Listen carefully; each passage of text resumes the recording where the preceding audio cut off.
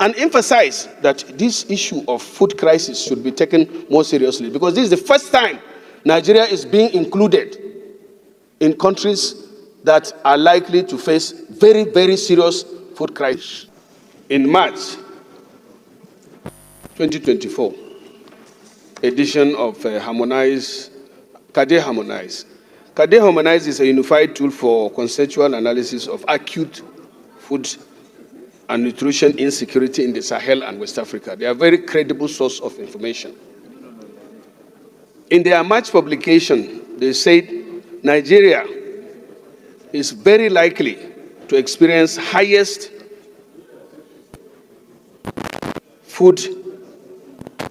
session of food insecurity, even though globally, but most severely. Currently, there are 4 countries, including Sudan and some others, that are facing very serious food insecurity. And Nigeria is added to this list this year by International Rescue Committee as one of the hotspots for food insecurity. Action Against Hunger, World Food Programme, FOA, also indicated that over 32 million people are expected to face critical hunger crisis and emerging level between June and August. And I don't know about some other colleagues, but there in the north, or here in the north, we have started seeing it visibly. People are hungry, very, very hungry. Many cannot go to their farms. All of us know this. In the north central, the northeast, and the northwest. Even in southeast, we still have crisis among the farmers and herdsmen. Even in southwest, we still have this crisis. As it is now, a bag of rice is selling at about 100,000. A bag of maize, the same thing. Even prices of tomatoes, onions, and other basic food is high. Distinguished colleagues, as representatives of the people, we need to do something, or at least say something. That's why I co-sponsored this motion, and I believe all of us here are concerned because we are talking to one another. Let's do something. The prayers of the motion is quite clear. If there need, it should be added. And because we have other motions to take on, I'm suggesting that we look at this and go to the prayers. Support the motion wholeheartedly, go to the prayers, add what we need to add, and emphasize that this issue of food crisis should be taken more seriously, because this is the first time Nigeria is being included in countries that are likely to face very, very serious food crisis. And there's no doubt that the government must rise to the occasion. Distinguished Senator Warada, you tried to explain to me some of the actions being taken by the government. The matter at hand is a very, very serious matter. Nigerians are very patient people and very enduring people. But no people can be as that much patient under hunger. Nor can they be that enduring under hunger. And as much as we are all aware of the issues that inform today the situation of food production in Nigeria, we should as well commend the government of the day for taking a very serious step, which is exempting all tariffs on imported food items. All food items to be imported in the country are now exempted from payment of all kinds of tariff, taxes, and what have you. This is quite commendable.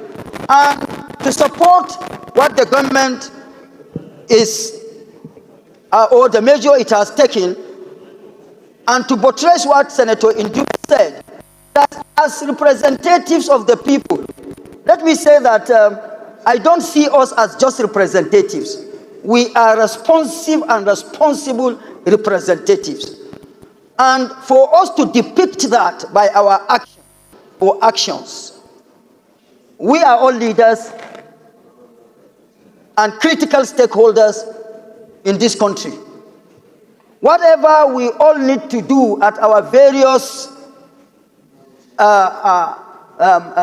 senatorial districts or in our social relationships and even economic relationships, we must at all times see that we add value to the efforts put in place to reduce, if not to eliminate completely, the issue of banditry, the issue of kidnapping, the issue of, all the issues that have contributed to the low level of food production in Nigeria. Mr. President, I so contribute.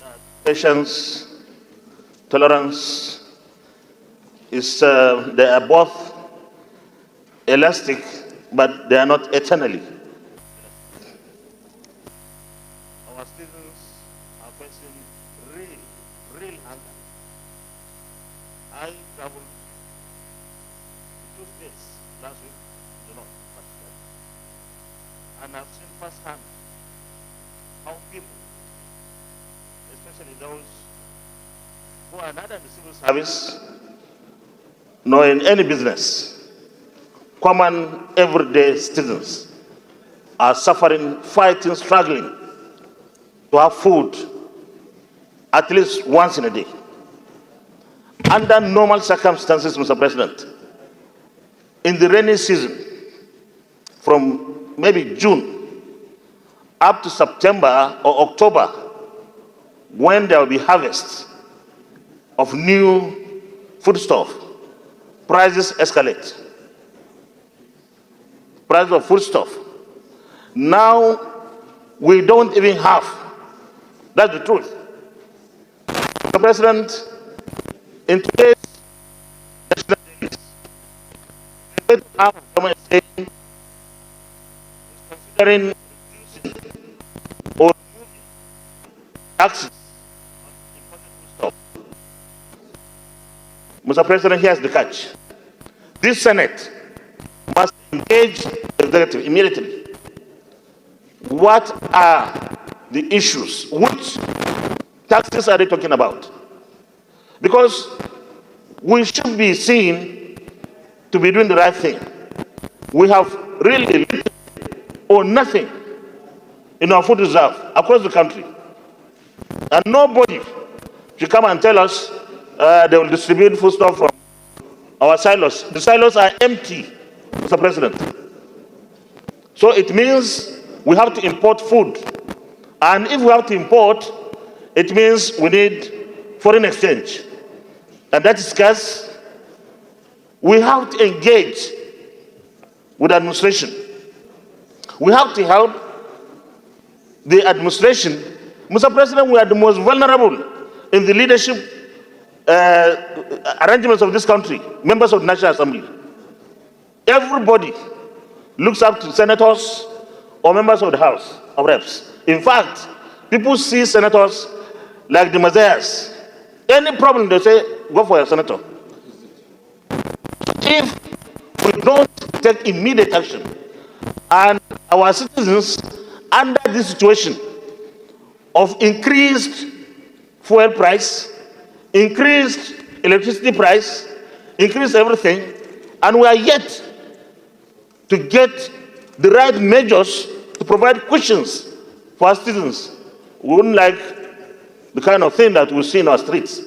And it is time that we take every possible action together with the executive arm of government to ensure that food flood our country, the right food. Importation, government must be entirely responsible, because we cannot take people for granted for too long. We have come almost to the end of their patience. And I think the elasticity is now going to snap if we are not careful. Thank you very much, Mr.